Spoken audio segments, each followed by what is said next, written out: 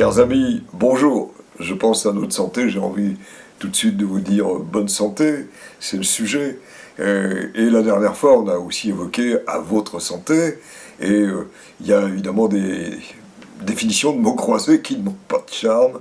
Il y en a une peut-être que j'aurais pu aussi mettre en avant, c'est régime de toast. Alors pourquoi régime de toast? Parce que c'est porter un toast, vous savez, tradition anglaise à la santé de quelqu'un. Bien, alors soyons maintenant non pas en état d'ébriété, mais vraiment en faisant attention, et revenons eh bien, aux définitions elles-mêmes, aux expressions. Et là, alors, dans ce dictionnaire qui est celui de l'Académie, on est donc au tout début du XVIIIe siècle, il y a un article santé qui est exactement le même que celui de 1694 dans la première édition, et ça ne manque pas de charme parce que c'est tout l'intérêt des dictionnaires, c'est de repérer des expressions qu'on comprend, qui ont le charme de l'archaïsme, mais qu'on ne dit plus. Par exemple, avoir un visage de santé. Je ne dirais pas à quelqu'un, ou je ne dirais pas j'ai un visage de santé. Ça se disait. Je trouve aussi délicieux, depuis sa chute, enfin je plains quand même la personne qui a fait la chute, depuis sa chute, il n'a pas eu une heure de santé. Vous voyez, comme si la santé pouvait se découper en heures, en minutes. J'ai eu 3 minutes de santé, je suis très content. Bon, on espère que c'est quand même plutôt des décennies entières. Alors, on a aussi des formules qui ont disparu, et tant mieux.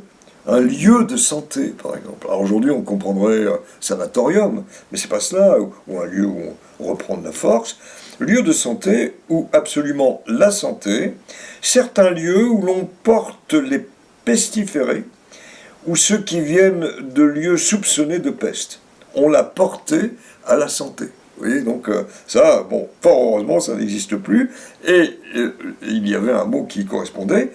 On appelle billet de santé l'arrestation que les officiers ou magistrats des lieux donnent en temps de peste pour certifier qu'un voyageur ne vient pas d'un lieu suspect.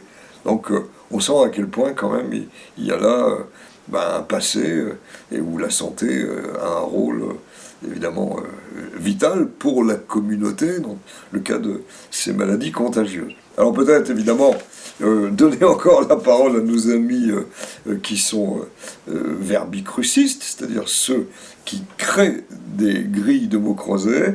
Alors il y a une formule que j'aime bien, santé, ruine des médecins. Bon, c'est vrai, on ne souhaite pas la ruine des médecins, mais dans le fond, si on était tous en bonne santé, bon, ça serait un métier en voie de disparition. Garde du corps, bon, oui, c'est la garde du corps, on y fait attention. Et alors celui que j'aime aussi, plus politique, affaire d'État. Mais attention, accent aigu minuscule, l'état de santé, bien sûr. Et le dernier, qui est délicieux, manque d'affection. Au pluriel, c'est-à-dire les affections. Alors, les affections, c'est les maladies. Alors vous voyez, conclure une lettre à un médecin, cher ami, cher docteur, avec toutes mes affections, ça pourrait quand même laisser rire. Bon, écoutez, gardons la santé. Je porte là, symboliquement, un verre à notre santé à tous.